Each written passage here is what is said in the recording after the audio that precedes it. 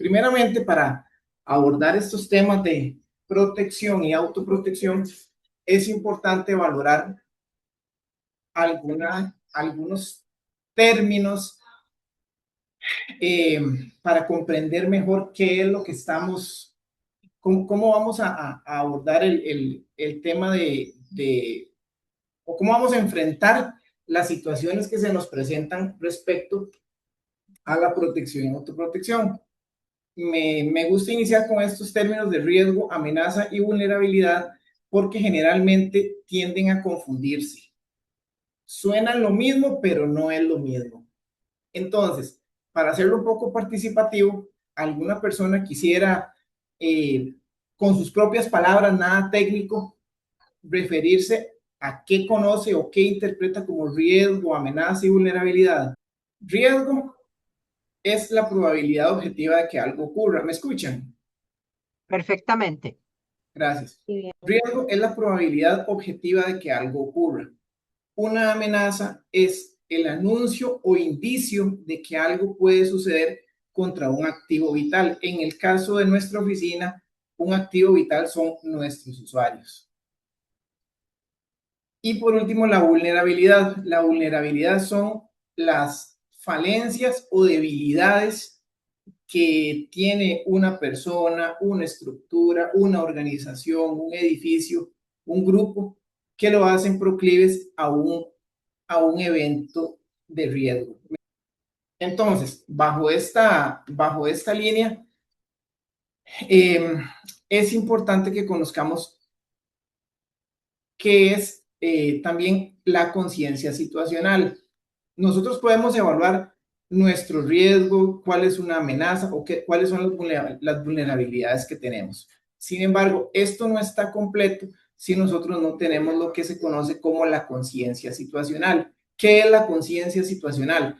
Es la capacidad de percibir, comprender e interpretar los elementos relevantes de nuestro entorno, así como anticipar su posible solución, con el fin de tomar decisiones oportunas que reduzcan, lo que explicaba anteriormente, nuestra vulnerabilidad, o sea, nuestras debilidades en el entorno, en nuestra oficina, en el consultorio, en la casa, en la calle, en el carro, y favorezcan una respuesta eficaz ante alguna situación de riesgo, que como ya lo dijimos, el riesgo es la probabilidad objetiva de que algo pueda ocurrir.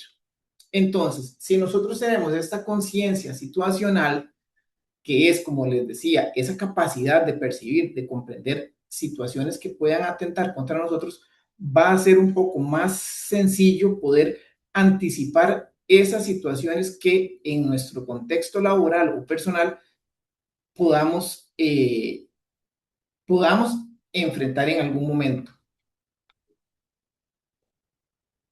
Igualmente, como lo explicaba don Saúl, el riesgo cero no existe. Si bien se habla de eliminar el riesgo, de extinguir el riesgo, eso técnicamente desde la norma ISO, la norma ISO 3000, que habla de gestión de riesgo y riesgos residuales, eso, el término de eliminación del riesgo, de cero riesgo, es totalmente inválido. ¿Por qué? Porque siempre vamos a tener alguna condición de riesgo, siempre en nuestra vida, en nuestro entorno, siempre vamos a tener alguna situación que nos puede exponer a un riesgo, y ya les voy a explicar por qué. Entonces, el riesgo residual es el nivel de riesgo que permanece después de haber aplicado todas las medidas de control razonables, preventivas, disuasivas y correctivas. Entonces, el riesgo residual no lo podemos eliminar, o el riesgo más bien no lo podemos eliminar, siempre se va a mantener en un punto residual. ¿Por qué? Porque no se elimina, solo se reduce y se gestiona, porque pese a que tomemos todas las previsiones del caso, alguno de los contextos de nuestra vida diaria, siempre vamos a estar sujetos a una condición que nos puede afectar. Sin embargo, nuestra conciencia situacional y la valoración de esas vulnerabilidades nos hacen tenerlo, llevar el riesgo a un nivel o a una condición de riesgo residual. El riesgo lo corremos desde que nacemos. El riesgo, en términos generales, se divide en cuatro niveles: riesgo mínimo, ordinario, extraordinario y extremo. ¿Qué es el riesgo mínimo? El riesgo mínimo es el que corremos desde el momento en que nacemos, la exposición que tenemos desde el momento de nacer.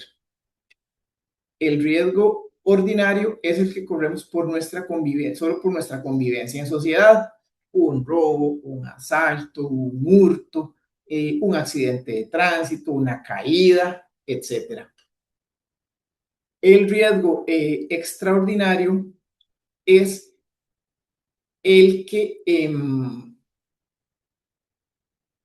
el que corremos, o más bien es el riesgo que ya no estamos en capacidad de solventar o de sostener por nosotros mismos y debemos recurrir a las autoridades.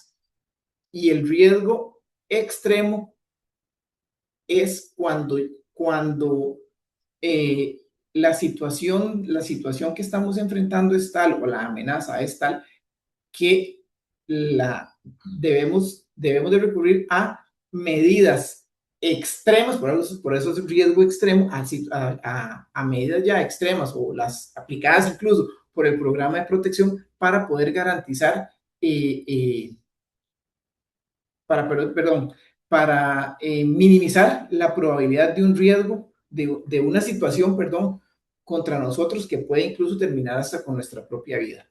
Entonces, bajo este escenario, entonces tenemos diferentes tipos de riesgos que cada uno de ellos conlleva alguna situación particular para nuestra vida, para nuestra integridad física, para la de nuestra familia. Me pareció importante generar esta matriz de riesgos, que yo le puse matriz de valoración inicial y respuesta ante amenazas. Entiendo que ustedes trabajan con población en escenarios tal vez un poco complicados. Usted lo mencionaba muy claramente, el tema del crimen organizado, etcétera. Entonces, sobre los indicadores de niveles de riesgo. Lo que les explicaba anteriormente era los niveles de riesgo a nivel general, a nivel de vida, ¿verdad? En nuestro diario vivir. Sin embargo, esta yo la preparé tomando en cuenta lo que me explicaba don Saúl y la documentación que doña Adelaida nos compartió respecto a esos indicadores de riesgo con ejemplos y con acciones inmediatas. Y lo tipifiqué en riesgo bajo, medio, alto y el riesgo crítico. Entonces, dentro de los indicadores de riesgo bajo, cuando se atiende a un usuario, puede estar, y que aquí en ocasiones lo experimentamos, es la molestia verbal sin amenaza concreta. Una persona alterada emocionalmente, pero sin conductas intimidatorias. Voy a poner una queja: usted no sirve para nada, usted es un incompetente, es que usted me ofreció una cosa, es que su compañero me dijo que me iba a dar la referencia a Limas, pero usted no me la quiere dar. Bueno, ya en estos casos, pues la persona no está pasando a vamos a ver, no está pasando a un intento de amenaza. Entonces, aquí lo pertinente es, o como acción inmediata, es registrar el incidente, como se los explico ahí en la matriz, informar a la jefatura si corresponde y mantener la vigilancia. En este caso, lo primordial es llamar a la persona a la calma, no confrontarla, no entrar en discusión. Somos humanos y nos podemos equivocar y la persona puede estar en la razón de lo que nos está diciendo. Sin embargo, nuestra nuestra labor es mantener esa conciencia situacional, como les explicaba, y entender que pues, la persona está frustrada, está ofuscada y tal vez no está en condiciones en ese momento de entender o de que le podamos explicar de manera, y que ella se haga entienda de manera racional que hay una situación que sí, efectivamente, pues es una queja, pero que lo que buscamos es pues ayudarle para solventar esa situación. Dentro, de dentro del análisis, igualmente que realicé, puse algunos o un par de indicadores sobre lo que es el riesgo medio, donde está la amenaza verbal específica o reiterada o los intentos de intimidación y contacto insistente. Por ejemplo, yo sé quién es usted, yo lo puedo ubicar, ya yo sé, ya yo conozco su número y hemos tenido casos concretos donde la persona conoce el nombre del compañero, del profesional acá de la oficina y se toman el rato de buscarlo en el registro y lo ubican y nos han dicho, sí, es que yo sé que usted vota en tal lado, entonces yo supongo que usted está viviendo en tal lado. En este caso no perdamos la calma, lo importante es no perder la calma. Hay llamadas repetidas, mensajes ofensivos. Sin embargo, el hecho de que una persona pueda ubicarnos por medio del registro, por medio de una red social, no significa que es que ya nos va a ir a tocar la puerta. Entonces, debemos mantener esa tranquilidad de analizar qué es lo que está sucediendo. Bueno, me dijo que me ubicó, me dijo que sabe dónde vivo, me dijo que tengo el carro de tal color. Bueno, son cosas muy particulares, muy generales que la persona puede ubicar por medio de fuentes abiertas, como el registro de la propiedad, el registro civil. Entonces, siempre es importante cuando recibimos este tipo de atender este tipo de situaciones, por ejemplo, con las llamadas que nos puedan hacer para amenazarnos o de manera presencial, analizar qué es lo que nos está diciendo la persona. Bueno, qué información me dio acerca de mí. ¿Por qué? Porque en ocasiones las personas, cuando vienen a nosotros, porque están recibiendo llamadas extorsivas, es que yo sé dónde vive usted, ya yo sé dónde vive usted, ya yo lo tengo ubicado, ya yo sé sus movimientos. Bueno, cuénteme. ¿Le dijo cómo, le dijo dónde vivía? No. ¿Le mandó fotos de su casa? No. ¿Le dio algún detalle particular eh, de sus movimientos diarios? ¿Le dijo qué carro conduce? No. Entonces probablemente es un tema de mera intimidación para lograr algún objetivo. Entonces, es muy importante que siempre, que no nos centremos en que me está amenazando y tengo miedo. No, me voy a centrar en escuchar cuál es la información que esta persona me está transmitiendo y determinar yo si efectivamente cuenta con esa capacidad logística, esa capacidad operativa para hacerme daño. No, nunca me refirió a nada en particular, nada me dijo que me conocí y que sabía quién era yo. Entonces, es muy importante esa lectura entre líneas y que es lo que nosotros aplicamos acá con el tema de las llamadas extorsivas, de las extorsiones cobratorias, cuando el sospechoso le habla a la persona de su vida o pretende hablarle de su vida personal, pero no le da ningún elemento que realmente nos haga presumir a nosotros que lo tiene ubicado. Entonces, ¿cuál es una acción inmediata cuando tenemos este tipo de situaciones?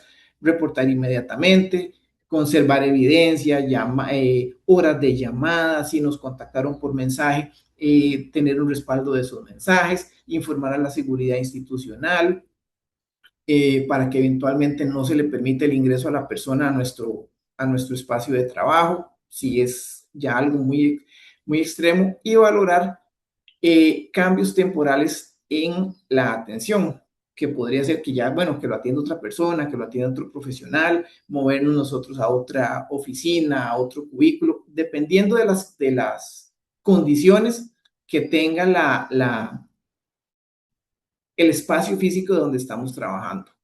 Dentro de lo que yo he identificado o valorado como riesgo alto, son amenazas creíbles con capacidad aparente de ejecutarla, seguimientos, fotografías, presencia en el lugar de trabajo o domicilio.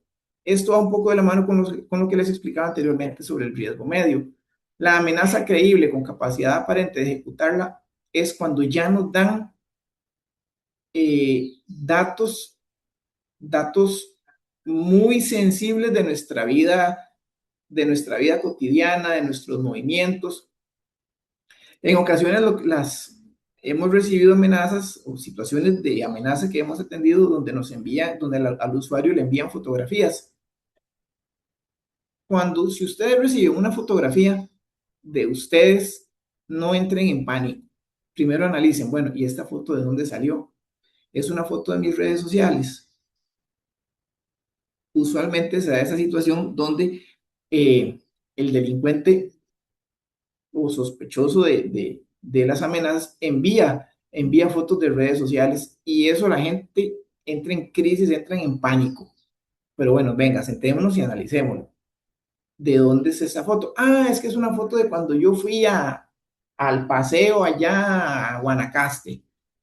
¿Usted lo subió en redes sociales? Sí, yo lo subí en redes. Ok, eso no significa que ya lo tienen ubicado. ¿Me doy a entender? Diferente que usted le envíe una foto, como lo explico ahí, sobre algún seguimiento que le hayan hecho. Y le tomaron la foto cuando usted va saliendo en pijama de la panadería, ¿verdad? El sábado en la mañana porque fue a comprar el pan. Mira, si yo ese día andaba esa ropa, andaba en mi vehículo, me parqué en tal lado, ya esos son señales de alerta, ya esos son señales de alerta de que efectivamente podemos estar siendo víctimas de algún tipo de seguimiento. Las fotos de redes sociales no significa que ya me tienen ubicado. Las fotos de redes sociales generalmente y de la experiencia que tenemos nos ha dejado ver que muchas veces son meramente de intimidación y no porque realmente me tengan ubicado. Por eso es importante como como recomendación leer entre líneas el mensaje que esa persona me está enviando para no entrar en pánico de manera innecesaria y no poner a mi familia en pánico, sino en lugar de preocuparme, de ocuparme de manejar esa situación. Por ejemplo, yo sé dónde vive, lo voy a esperar cuando salga. Puede ser un indicador de riesgo alto. Sin embargo, si no viene, si viene acompañado de algún dato particular, pues sí, pongamos atención a qué es lo que me está diciendo. Ah, es que usted vive en el residencial tal y yo sé que usted sale a tal hora y que entra a tal hora. Y yo lo vi el día que cuando usted va a dejar a su hijo a la escuela. Ya esos son indicadores de que efectivamente podemos estar en una condición de riesgo alto y ya no en una condición de un riesgo medio, como les explicaba anteriormente. ¿Cuál es la acción inmediata recomendada? Bueno, si se requiere, pues interponer una denuncia penal, activar protocolos institucionales, siempre informar a la jefatura, siempre informen a sus compañeros, siempre informen a la seguridad, a la autoridad competente. Es importante que dentro de nuestro círculo laboral de confianza, nuestra jefatura, siempre estén informados de cuando recibimos algún tipo de amenaza de este tipo, porque no sabemos si a la salida del trabajo, ese día que recibimos la amenaza, algo, algo podría sucedernos.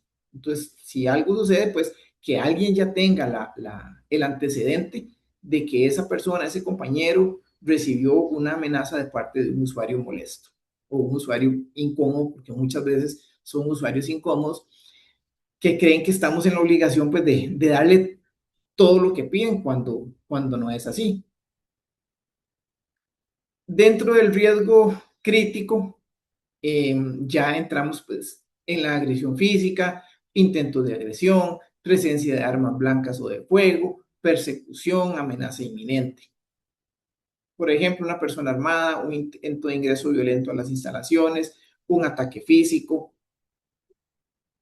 donde las acciones inmediatas o lo que se debe priorizar es la vida. No intentar, a veces el intentar defenderse no es